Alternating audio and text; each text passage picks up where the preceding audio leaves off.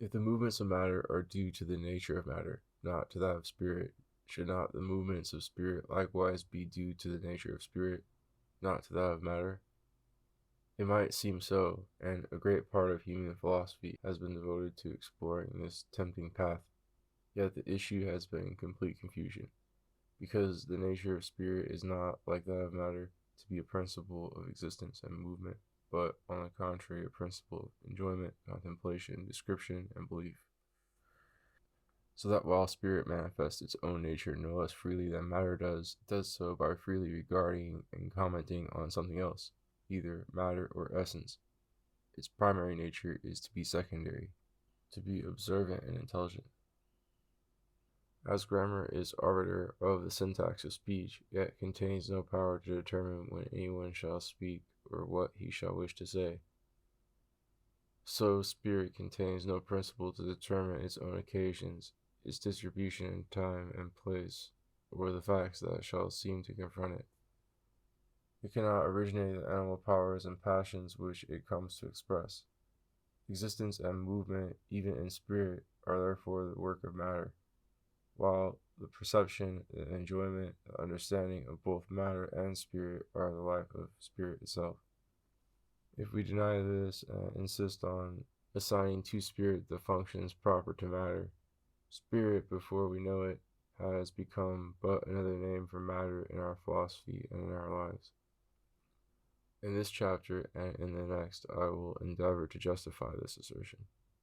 That a material force, or all material forces, should be called spirit would be nothing new in the history of language, but rather a reversion to the primitive meaning of the word. Wind is invisible but mighty, and it combines a potentiality of causing total ruin with a gentler habit of filling our sails and doing our work for us. Spirit, a synonym for such a wind, might well be the principle of all action and of all motion. So conceived, it would be precisely that sustaining substance and connecting medium which is requisite to produce feelings consecutively and responsively to one another. It would be what I call the psyche, a reservoir and fountain for the redistribution of energy in the material world, a center of bodily organization and action, and simultaneously an organ of sensation, passion, and thought. When people feel a power of origination and decision within them, so that, unless externally hindered, they are free to do whatever they will, undoubtedly they are not deceived. It is not the transforming power of the human heart and brain that any historian of earthly revolutions would be tempted to deny. Human energies have polished the earth's surface and pullulate in it, and it is only too easy for random impulses and contagious phrases to carry mankind away, like sheep after a bellwether. But this guiding or organizing or explosive force in animal life is not spirit in any spiritual sense. It is an obscure, complex, groping movement of the psyche, or of many psyches in contact. It is a perpetual readjustment of passionate habits in matter. When Descartes said that the essence of the soul was to think, he gave an excellent definition of spirit. But he initiated a tendency which has dominated modern psychology to its radical disadvantage, the tendency to describe the mind apart from the body and to make psychology merely literary.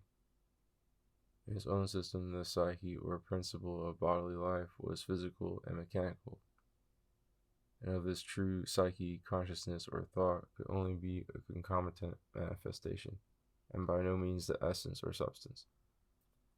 Nevertheless, it was precisely this collateral or ulterior manifestation of the psyche, this conscious spirit, that, because it was the actuality and light of knowledge, became for him and for his followers the one sure existence, and the fulcrum of philosophy.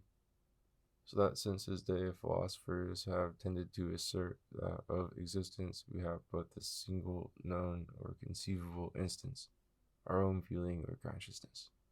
When the relativity of all things to the knowledge of them is emphasized, this principle becomes transcendental idealism. but when only the mental nature of all existence, perhaps scattered in many moments and centers, is insisted on. The result is a system of psychological physics, which, for convenience, may be called psychologism. This system professes to describe the stuff and constitution of the universe, but it differs from ordinary physics in admitting into its world no elements other than moments of actual experience, as autobiography or dramatic sympathy might catch and describe them.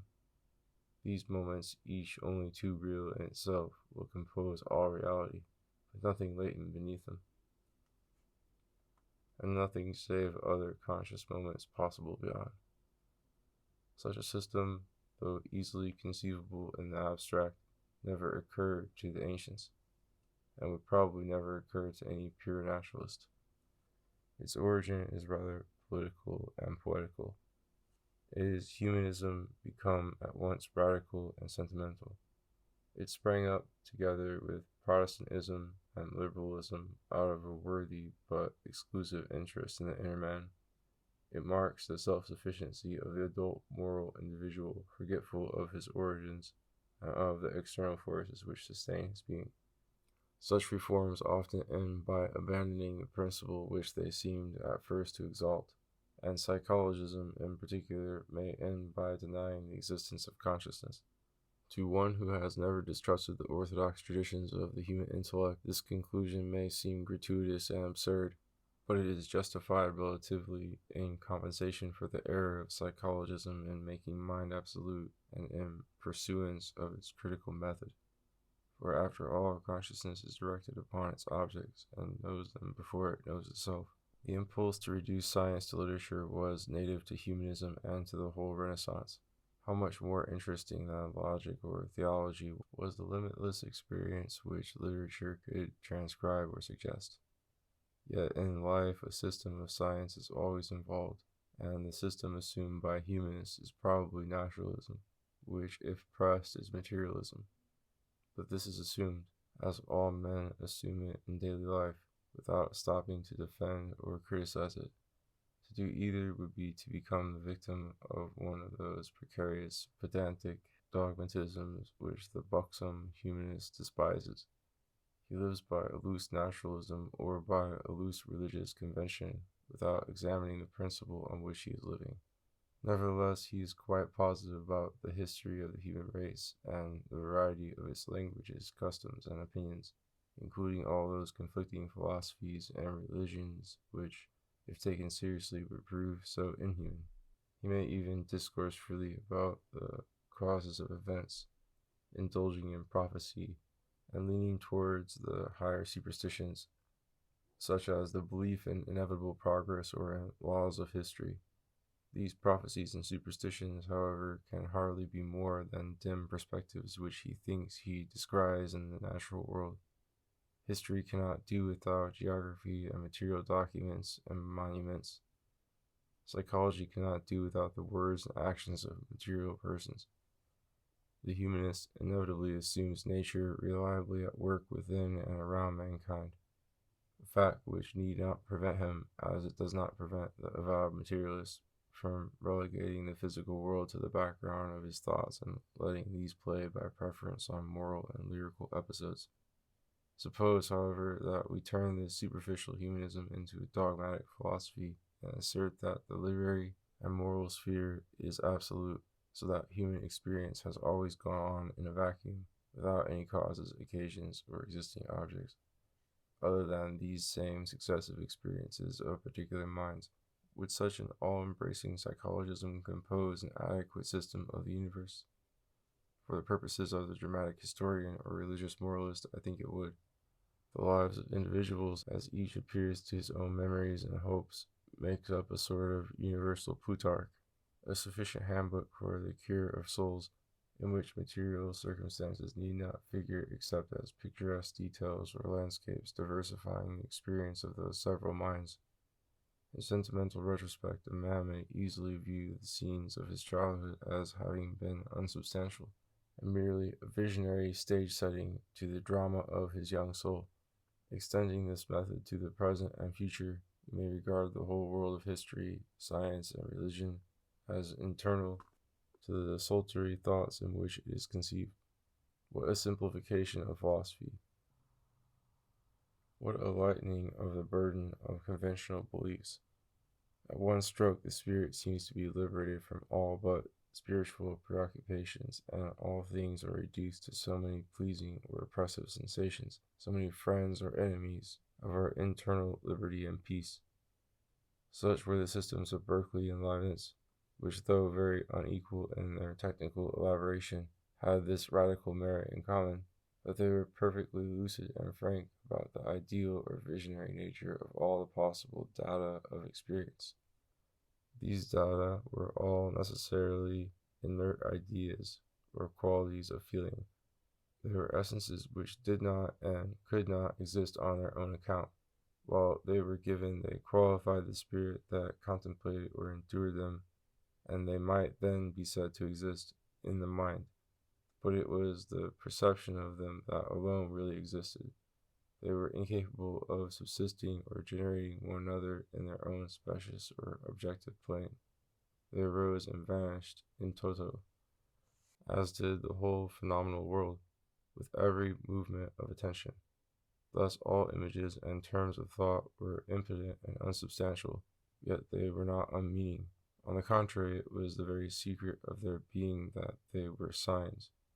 In their variety and movement they composed the language in which spirit might speak to spirit, and providence caused them to arise, as in a prophetic dream, in order that by their monition and habitual sequence they might forewarn us and make us ready for their future harmonies.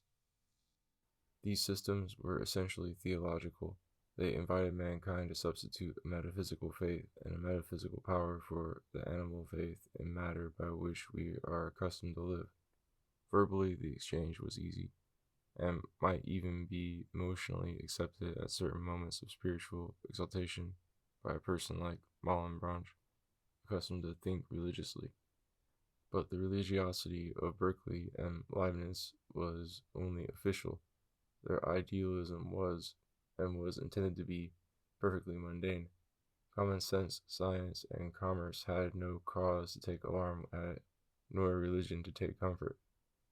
In their critical analysis, they might sincerely persuade themselves that in looking and touching, in talking and traveling, they were in direct and unmediated communion with God or with other spirits.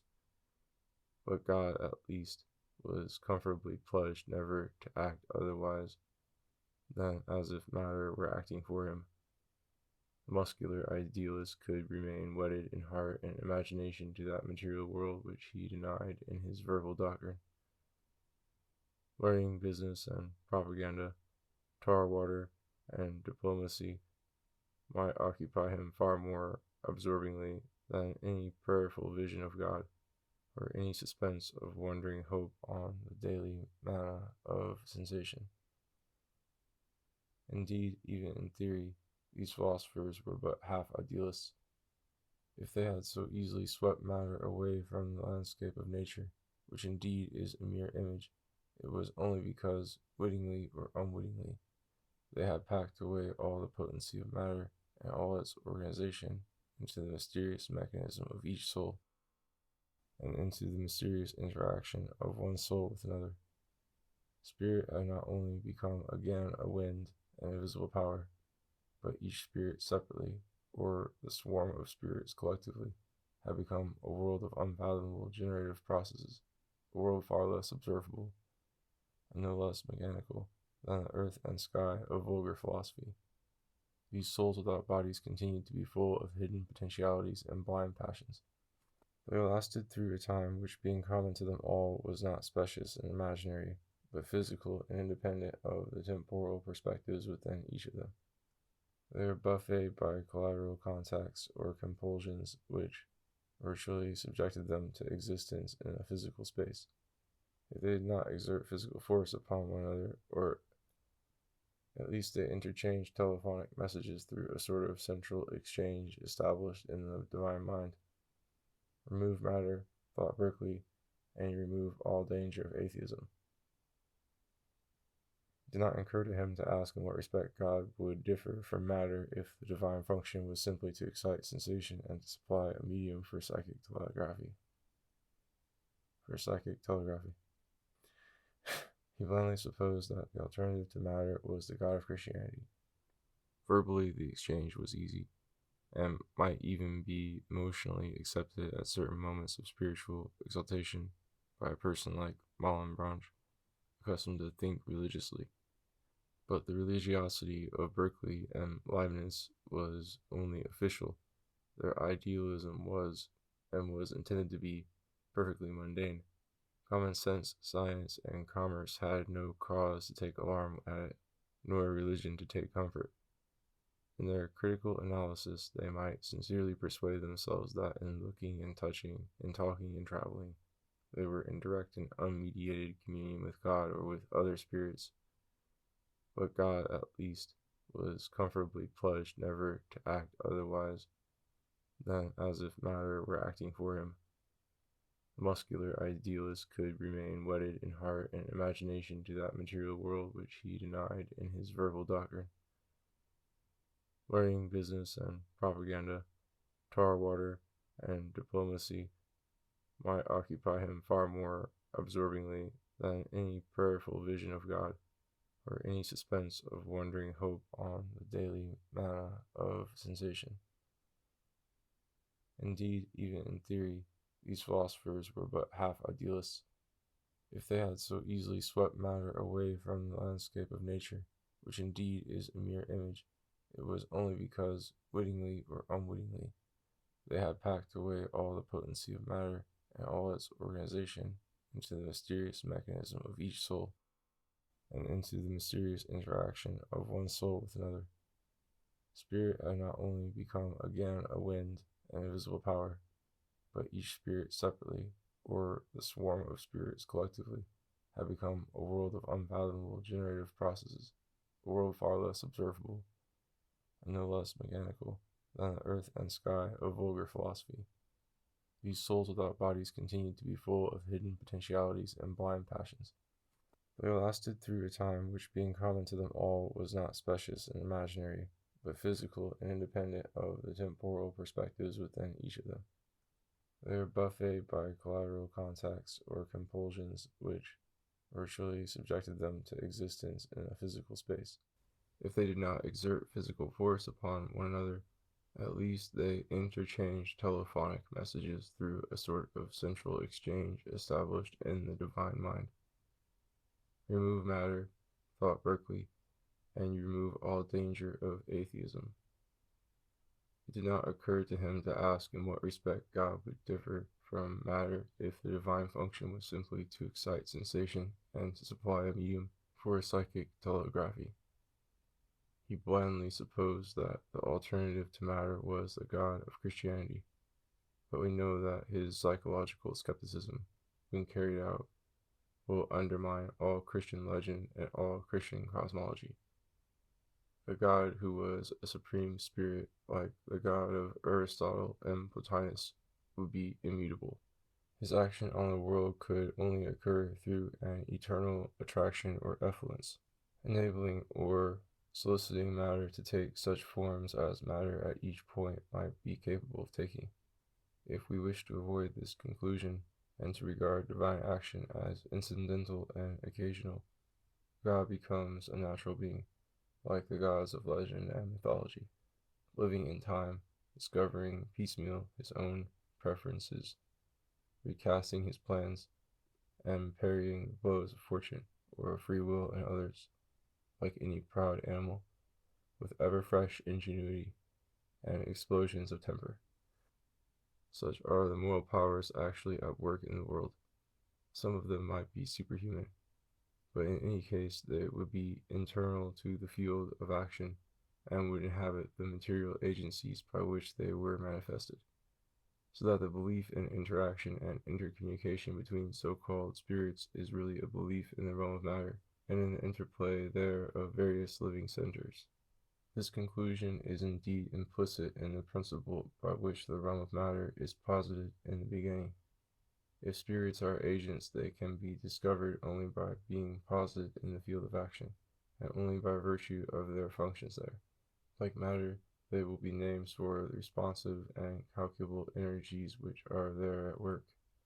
But that which fills the field of action and is unequally distributed there, being nearer or farther, mightier or weaker, in discoverable measures, that which is in perpetual motion, compelling us to act, weaker in discoverable measures, that which is in perpetual motion, compelling us to act in time by its definite pressure or allurements, that which acts within us mysteriously in response, and which preserves the effects of our action in the form of readiness and habit. This, by definition, is matter itself. And this definition, I think, is by no means arbitrary, but scrupulously faithful to the normal force of the world and to its spontaneous application.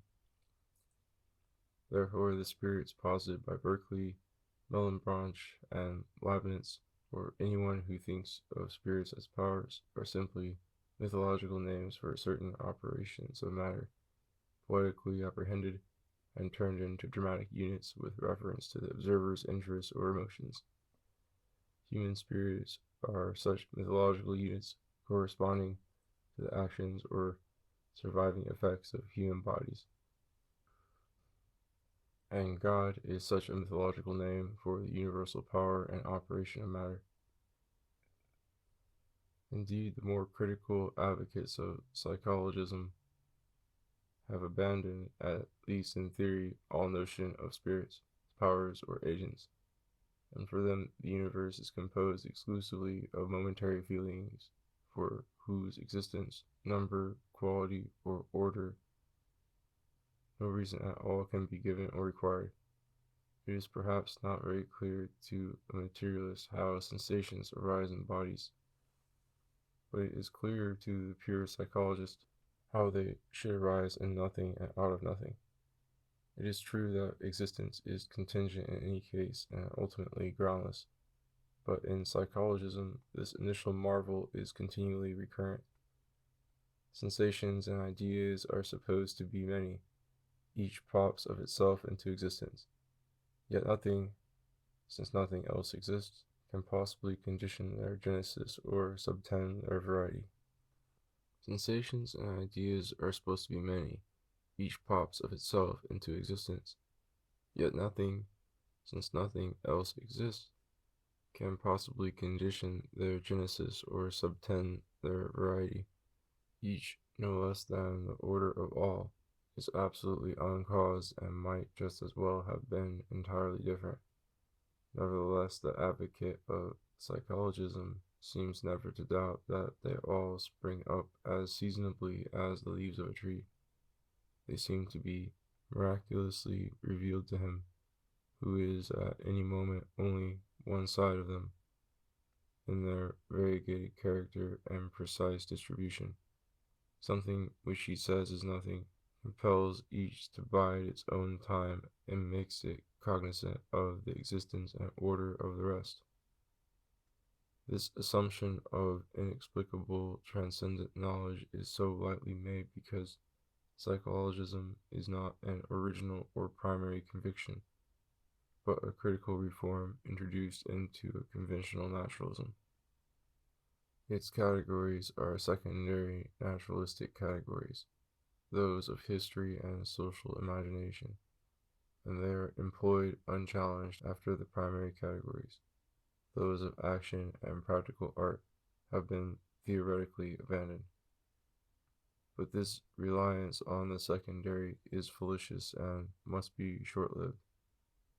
Spirits and laws for a natural philosopher are simply names bestowed humanly on the habits of bodies.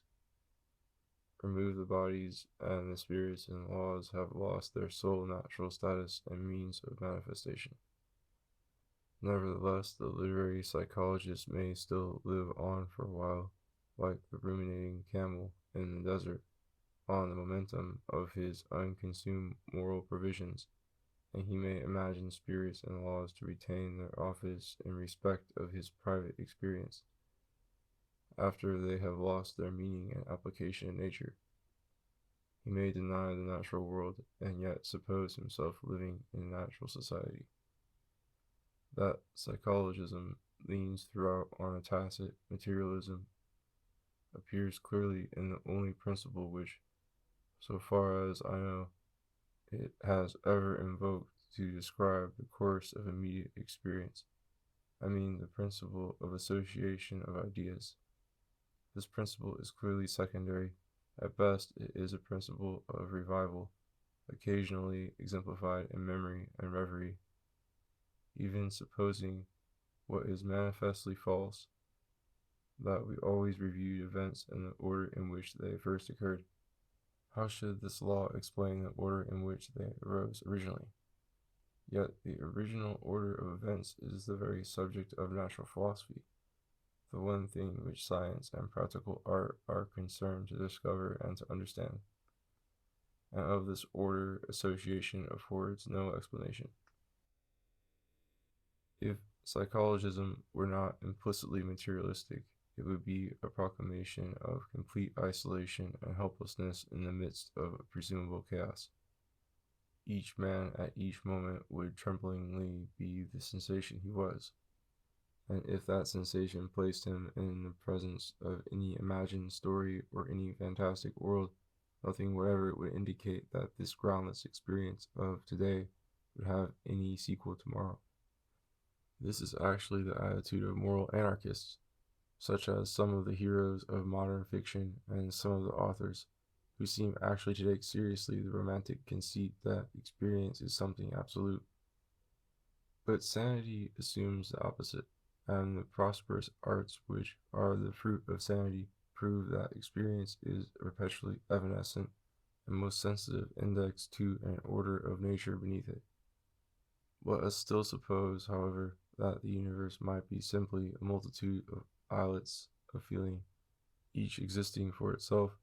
Each would then be distinguished from the rest only by its felt quality, or, what is the same thing, by the quality and complexity of the essence revealed in it.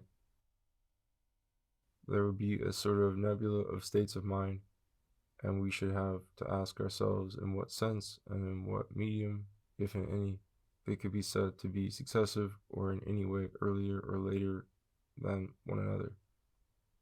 I have observed above that when succession is actually enacted and is not merely specious or intuited, it is an external relation. The first state is lost in attaining the second. Now, if these states were feelings distinguished only by their essences, they would stand in purely internal and eternal relations to one another. They could not be successive. There would be no possible transition from the one into the other, since they would be neither a flow of substance nor a leaping thought to effect the passage. I need not dwell on the corollary that in the case they could not even exist, but would have receded into their respective essences, and would radically fail to compose the elements or moments of a changing world. Let me admit for the sake of argument that they might exist by virtue of some stress or oscillation internal to each of them. What meaning could there then be in saying that they were successive or existed at different dates? Within each there would be no conceivable evidence of a time when it was not, or a time when it no longer should be. If they are events, as in psychologism they are taken to be, they must transform something pre-existent, which they at once replace and continue. They must be portions of a longer event, incidents in an existential field protracted beyond any one of them. It is not evident that we are positing a physical time beneath them and beyond them in which they may be dated and distributed. But I have previously found that physical time cannot be divorced from physical space, nor either of them from the flux of matter, and this conclusion will impose itself on the critical psychologist quite apart from any mathematical or astronomical arguments which may also support it. For the psychologist differs from the pure logician or poet in that he assumes memory to be continually veracious and self-transcendent, reporting a series of past or outlying events which have been and are materially separate. He is a naturalist and a realist in method. His world has a single history and involves lateral contacts and forward transmissions which are external to the natural moments concerned. One natural moment is, even for him, materially the heir to another, and physically the neighbor to a third or a fourth. Psychological facts, if they are to be temporal and connected events, are therefore inconceivable except in the realm of matter. Perhaps a critic inclined to a transcendental view of mind might here take the bull by the horns and might urge that, of course, psychological facts are not temporal events at all, and that indeed they have only internal relations to one another. What affinity should spiritual existence have to a pervasive and endless flux, when the very nature of spirit is to be synthetic, and each of its instances an absolute center of survey and of judgment? How should actual intuitions impinge upon a physical time or be scattered over it like daisies in a field or pins in a pincushion? This is an alien relation imputed to spiritual facts by the materializing imagination, which attaches them to bodies and events in a conventional world, in themselves acts of cognition, may picture time but cannot sprawl over it. Yet the pictured time in them amply suffices to link them ideally together into phases of a common ideal of drama, like the episodes in a novel or the series of whole numbers, without having any fixed physical date. They may compose an order of logical successions by virtue of their deliverance. If one contains, so to speak, a front view and another a rear view of the same imaginary objects, what to one living moment is hope, to another living moment is a memory, and these complementary perspectives place them vicariously in one specious time, like the earlier and the later speeches in the same play, without any actual or physical derivation of one cognitive moment from another. Who would not gladly dwell on these intrinsic contrasts and harmonies in the moral spectrum, by which all possible states of the spirit are diversified? But I am not here concerned with establishing any spiritual hierarchy or setting up any Jacob's ladder. I am concerned only with the current assumption that feelings and ideas having no material basis may yet have a temporal order. And is it not obvious that if we truly limited our view to the mental sphere, it would be gratuitous ever to posit anything not given? But that which is given at any moment or in any experience is necessarily internal to it. In pure intuition, all perspectives contain and exhaust their entire objects. Time and space are their specious only. The only thinkable or discoverable sequence touching such states of mind is the sense of succession, perhaps given in some of them. The succession which does not connect these states with one another, but only the specious elements within each, between which it feels the transition. History will all be contained in mirrors, themselves existing in no temporal medium. Each moment of experience will be a monad without windows, but with variously painted walls. It will have no date and no surroundings. Like a room in a historical museum, it will bear the name and suggest the atmosphere of some age and country otherwise unknowable to us and now non-existent. But for the sincere idealist, who posits no truth beyond his living intuition, this represented existence will seem quite satisfying. Without ever needing to quit his museum, he can survey the panorama of all these historic essences in their fabulous progression, the same history being surveyed at each point from a different angle, and knitting all admissible vistas together into one moral world.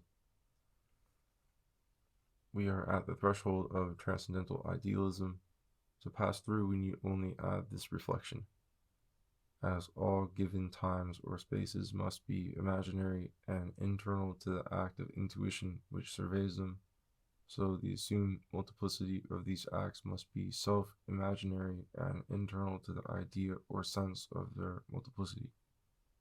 Self-consciousness will then have truly swallowed up all its objects, and we shall have passed out of psychologism by the subjective door. We shall have retained and made absolute the activity of spirit, and by force of this initial assurance we shall have destroyed the presumptions and the problem of psychologism. For we shall no longer posit a naturalistic flux of feelings and ideas running down somehow in a common time, and somehow divided into separate series called individual lives. Those imagined feelings and ideas, with the conventional divisions and connections established among them, will be reduced to elements in a picture painted by the spirit and the idealist, and existing only under the unity of his apperception, in which they are obviously interrelated and inseparable. The specious world so conceived, we shall see presently, remains material, but the philosopher has become a genuine idealist, because except when he forgets himself, he attributes no existence to that world apart from his conception. But psychologism, though inwardly condemned to die, is free to choose among various forms of suicide. Instead of perishing by concentration in the ego, he may perish by diffusion among images, tropes, and phenomena. The ingredients of the universe will still be sought in feelings and acts of intuition, which are spiritual events and subjective. Yet the philosopher will not banish from his mind the common assumption that nature exists in her own right and is a perfectly well-known congeries of material objects and events. The consequence is that when he becomes a psychological critic of experience and endeavors to reform and reconstruct his picture of reality exclusively out of his immediate data, he continues in possession de facto, though not de jure, of the conventional lines of nature on which to hang the family linen of his mind. Of the conventional lines of nature on which to hang the family linen of his mind. Feelings and acts of intuition make manifest certain essences which, although intrinsically only logical, aesthetic, or moral universals, are often impulsively taken for parts of the objects which evoke them, or in other cases, when feelings have only obscure physiological causes, the moral essences given in these feelings are regarded as parts of the body which feels them. Thus a landscape is taken by the innocent tourist to be the intrinsic essence of the region he traverses, and a pain passes mythically for an existing force within the aching part, causing its contraction and all its ensuing acts. When this propensity is dominant in the philosopher, at the same time he is jealous of the certitude of immediate experience, he is likely to abandon his psychologism by the objective door. He will overlook as far as possible the spiritual center of his experience and the organic seat and significance of his perceptions, and he will construct out of his given essences, like a poet, a many-colored garment for nature. His psychologism will become a sort of sensuous realism or pictorial metaphysics. The materials will be ideal, the events subjective, but they will be deployed in a posited time and space, and supplemented hypothetically by imaginary phenomena, so as to compose a panoramic world, a continuum of ephemeral images and impulses having a certain material breadth and interconnection. Theories of this sort might seem, in one direction, more materialistic than materialism, since they ignore or deny the existence of spirit. But perhaps the omission is more apparent than real. In the lottery of opinion, when schools are bewildered and categories are in solution, spirit may be eliminated in the ostensible result only because it was secretly presupposed in the inquiry. Phenomenalism, logicism, and pictorial realism all start from personal experience and are abstractions from it. They analyze the objects engaging a living spirit which prefers to forget itself with its perpetually central station and dogmatic energy. What is a phenomenon? Is it in essence given in intuition? Certainly that is what any phenomenon becomes to a radical critic. Or is it a fact posited by an assertive and aggressive mind that regards given essences as substantive existences in their own specious plane? That is what a phenomenon seems to be to an animal illusion and dramatic fancy. But the truth is that immediate feeling, whether excited by the eye or by some inner organ, is most thoroughly a product of the living psyche, and expresses her animal passions. How then should the qualities felt in these feelings be detached from the psyche, in which alone they can arise or live?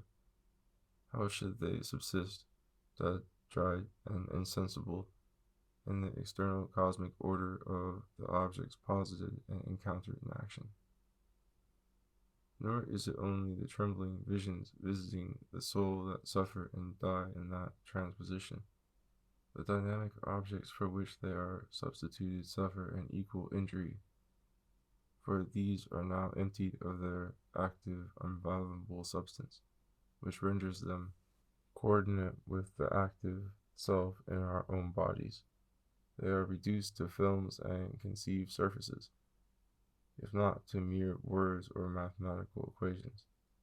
These then sensuous or intelligible essences are then multiplied and hypothetically interpolated ad libitum in order to fill the enormous spaces and the abysses of time which actual experience must leave unexplored in any world supposed to be continuous and self-subsisting. Recent science has been very inventive in this direction, and technically profound in proportion to the intellectual initiative displayed in it. But, after all, the truth of all these images and tropes, or even their applicability to nature, depends on their just contacts, first, with the conventional field of action, and secondly, with the experience of the questioning soul. The philosopher who would place all this literary psychology and optical physics where they belong needs to stand firm in his native center. He is a spirit, and his life is a dream, but this dream, when trusted and pressed, as it must be in action, involves the mysterious fecundity of a psyche which may breathe the sustained dream in its vegetative and passionate order. And this psyche, in turn, involves a material world in which she may weave her organism and try her fortunes. Her fecundity, as well as her adventures, must be initially blind, since they create in her the first glimmer of ideas, and they must be mechanical if they are supposed to depend on the interaction of various psyches, or various organic impulses, in some medium in which they have arisen and continue to reside. Above all, this cosmic flux is nothing phenomenal, nor composed of visual images or tropes and mathematical laws. It is in itself what it is, and for us what it does. Our sensuous and conceptual experience touches but does not lift the hem of that garment from which its virtue flows. Phenomena are all like the rainbow, products of a point of view, permanent or surely recurrent as they may sometimes be. They are so only from a particular station. They vanish on a nearer approach, and change their essence at a different angle, uprooted from the organ and occasion that support them. They vanish like ghosts without leaving even a bone or a shroud behind. It is only in memory or fancy that any vestige of phenomena remains. Only legend can record their order, and these evanescent views have no seat in nature, except perhaps, indirectly and unobservably, in some laboring brain. Traced home, there are moments in some biography, revelations within some personal experience. They lead us back, therefore, to a monadism or sylphism, in which the philosopher finds himself in the presence of nothing but a dream of which he can discern neither the extent nor meaning. Phenomenalism and its kindred systems may indeed abolish the spirit from their objective cosmos, because this cosmos is itself initially and ultimately visionary, and exists only for the spirit that conceives it. There are advocates of psychologism to whom the vanity of this conclusion is obvious, and who revert from it to the substantial part of their world, namely, to the self or psyche, since it is only there that any phenomenal system can touch actual existence. Yet for them, the psyche can be composed only of moments of consciousness. Feelings and intuitions form her whole substance, and if reality is to lie anywhere deeper than the level of conventional ideas, or to explain their origin and composition, it will be necessary very much to extend the field of literary psychology, and to supply no end of unknown feelings and ideas between and beyond those posited by common opinion. Evidence is not wanting to convince us that many such feelings and ideas exist, either buried and ignored in ourselves, or proper to the different quality of other living spirits. Human fancy, if inclined sometimes to invent spirits that do not exist, is also constitutionally incapable of conceiving and crediting the experience of any existing spirits too remote from itself. Nature is in every way richer than our thoughts of nature, and the hypothesis deserves respect that many a form of experience exists within us and beyond, which our conventional human thoughts cannot appreciate. Such unremembered, dispersed, or alien sensibility is often called unconscious mind, a relative and egotistical name for it, since if alien feelings are unconscious to us, our feelings are no less unconscious to them. Yet perhaps, under this unjust designation, there may lurk a secret reversion to phenomenalism. Unconscious mind may suggest an essence or a series of essences which, under other circumstances, will be manifest to a mind generated by those circumstances, and these essences may be conceived as existing somehow without any intuition of them, as if they could be formed and dissolved in the dark by a sort of nebular evolution. But the given or phenomenal is relative to spirit. It cannot arise if not synthesized in an act of intuition, and it cannot be preserved or revived in the unconscious, or set out in a physical time and space to compose a crepuscular mental cosmos, partly illuminated and partly darkened, like the moon. The bright part only will be the field of mind, the rest will be the field of matter, and the field of mind will not be substantially independent or of fixed extent, but will describe so much of the field of matter as the light of intuition or understanding has chanced to play upon. If those unconsidered sensations or wishes are mental at all, they must shine each for itself, even if invisible to one another. A pain or a sound is either felt and heard, or it recedes into the structure, tension, and rhythms of the material world, and only the latter can be designated by the term unconscious, if this term be taken absolutely and not relatively. An appeal to the unconscious would then mark the surrender of psychologism. If we disdain this surrender and insist on conceiving a universe made up of mental events, may we not posit a compact flux of feelings, such as our waking and dreaming life seems actually to be, only more voluminous, sequential, and complex, so that the interstices of our remembered experience shall be filled in with continuous forgotten feelings and thoughts. And similarly, might not the interstices between the experiences of various selves be filled in with some sort of inner animation, constituting the substance of the world everywhere, even in all the apparently empty stretches of space and time, when these stretches really exist or lapse? This would imply psychic mortar no less than psychic stones.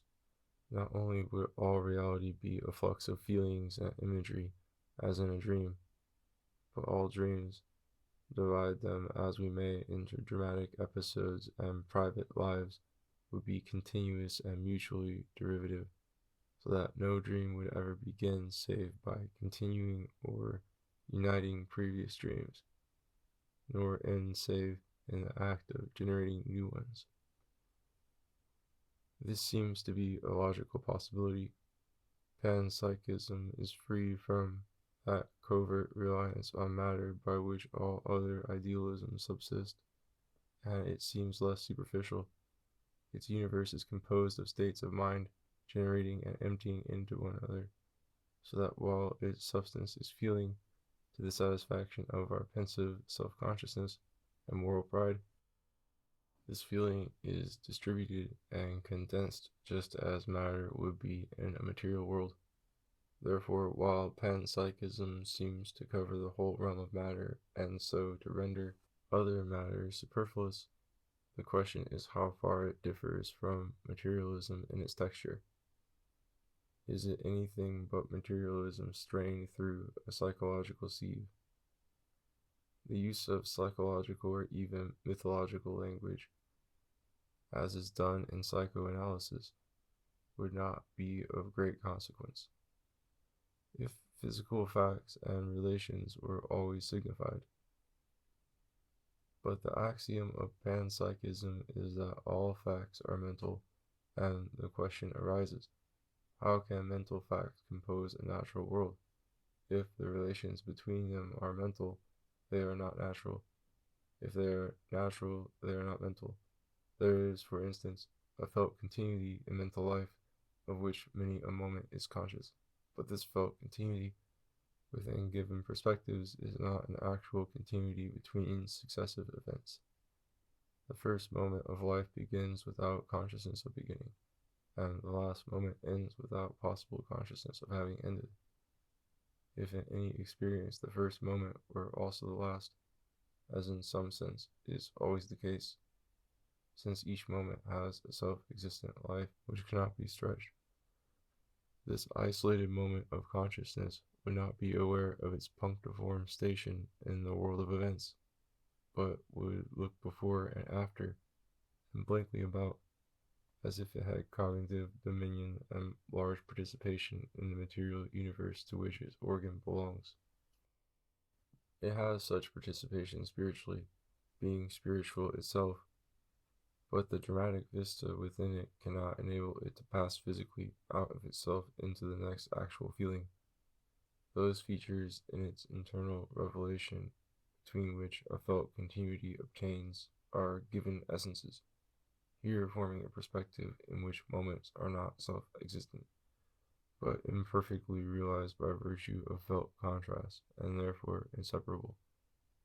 Even if the terms half distinguished in this uncertain continuum were descriptive of ulterior events, the vision of them, with its degree of the partiality and redundance proper to mental reactions, would be a fresh event on its own account. It would be as helpless as any other immaterial fact to flow into other facts, or to lie among them in a physical time and space. On the other hand, the existence of continuity in events, were there no material psyche to synthesize and collect their successiveness in her enriched powers, could not yield a sense of continuity, or any other sort of knowledge. Merely being a fact can never cause a fact to be discovered.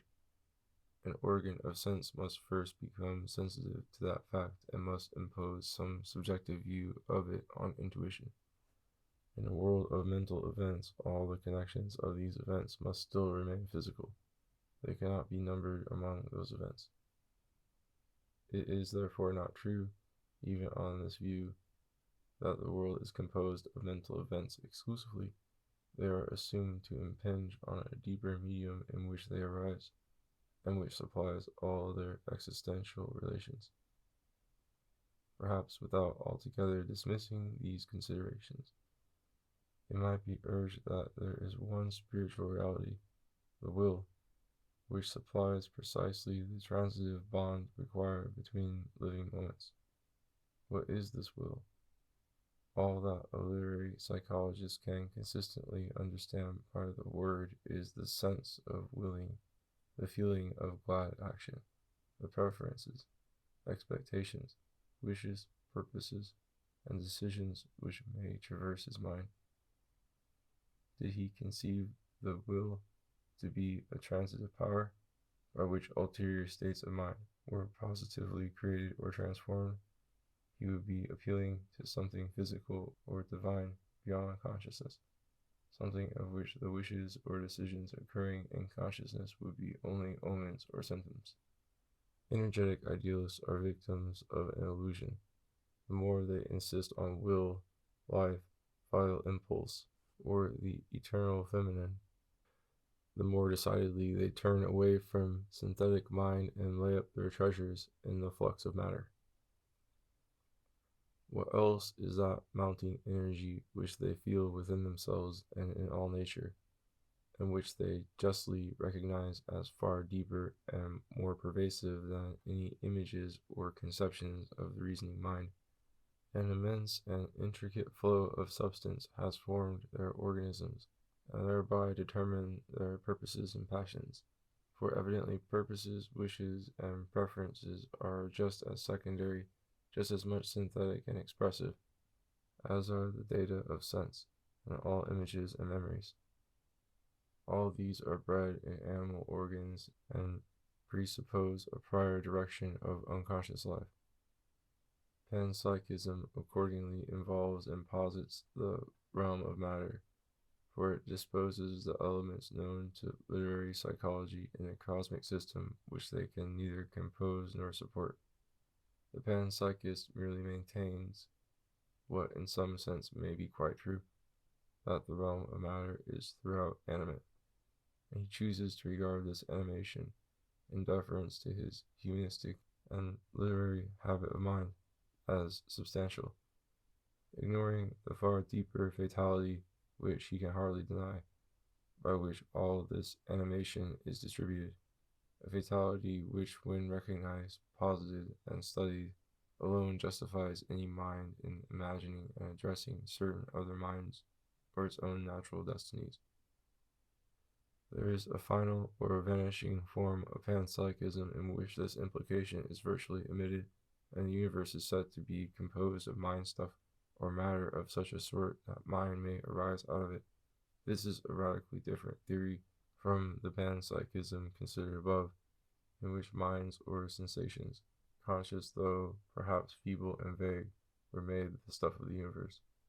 The true matter is of such a sort that mind may arise out of it, every materialist must allow. The question is only what conception of matter this circumstance compels or permits us to form. Shall we think of it as dust quickened, or as life dissipated, extinguished, and reduced to atoms? To assert that the substance of anything, much less of the whole world, was psychic, and to call it mind stuff, would be inadmissible if we meant that minute but conscious spirits were the stuff of it. We had just seen the manifold impossibility of that. But the phrase becomes legitimate and significant if it serves only to remind us that physical, like spiritual, existence must be intensive, centered in each of its parts, and capable of interchange as well as of collateral reduplication. We should never broach existence at all if we cut up phenomena into minima sensibilia, or traverse the intellectual landscape in 1,000 ways in order to establish, by intense intuition of its essence, all sorts of contrasts and relations between its specious elements. Intellectual landscapes vary with intelligence, not to say with fashion, and minima sensibilia vary with the faculties of sense. The actual reality in a man is himself, not his imagined objects, and it is on the level of his active being and on the analogy of his progressive and self-annihilating existence that other existences are to be conceived. The substance of nature, thus diffused and in spots concentrated into organisms, becomes in these organisms also the substance of mind. It must evidently have been perfectly fitted to produce everything which it actually produces. It may therefore be decorated retrospectively by a Chinese piety with all the titles won by its children. Indeed, these, its eventual manifestations, are the sole index which we possess to its intrinsic nature. Now the fact that substance can sometimes live and think shows that any pictorial or mathematical description of it cannot be exhaustive or even intensively very penetrating. Such descriptions mark rather the external order proper to substance in its diffusion and interaction, and supply a notation suitable for mapping it or building in it. At the same time, that which thinks in an animal is unmistakably the same substance as that which lives and moves in him. His mind shares the fortunes of his body and exists only by realizing its contacts and its interests. Therefore, while the designation of substance as mind stuff is correct, it is by no means exclusively or even preeminently proper. Even in animals, not to speak of nature in general, the inclination of existence towards thought is neither radical nor general, and the substance of this world is far more fundamentally designed for sleeping than for waking, in so far as mind has stuff at all under it and is not purely spiritual. The stuff of it is ordinarily matter. We can observe and trace the organic bodies which naturally possess feeling or cause spirit to awake within them, but who shall observe or imagine an organic concourse of unconscious atoms of mind? Moreover, organization requires a medium as well as a stuff, and the medium in which mind stuff moves is avowedly physical space and time. But what can exist in space except matter, and what except matter can be the vehicle of true derivation and continuity in a truly lapsing time? Mind stuff is therefore simply an indirect name for matter, given in deference to an idealistic bias surviving the wreck of idealism, and nothing but a confusing attachment to a psychological vocabulary can counsel its frequent use. I find, then, that in the psychological sphere, apart from pure feeling or intuition, everything is physical. There is no such thing as mental substance, mental force, mental machinery, or mental causation. If actual feelings or intuitions have any ground at all, this ground is physical. If they have a date, place, or occasion, they have it only in the physical world. Physical, too, is the determination of their quality and diversity. If actual feelings or intuitions have any ground at all, this ground is physical. If they have a date, place, or occasion, they have it only in the physical world. Physical, too, is the determination of their quality and diversity, of their meaning or intent, of their affinities and development. Physical, their separation into particular lives, as well as their union in each person into a particular sequence or strand of experiences. Physical, finally, is the sole evidence open to any mind of the existence or character of minds in others. Psychology, therefore, when it does more than evoke poetically various dramatic feelings or intuitions, traces the behavior of living bodies, which includes their language, interpreting it in moral terms, and it cannot compose a system of the universe out of these moral terms abstracted from their physical backing, because this backing alone supplies their existential connections and historical order. Thus, psychology reports certain complications in the realm of matter, and the interpretations which may be added in terms of spirit depend entirely for their truth on the existence and spiritual fertility of that material background.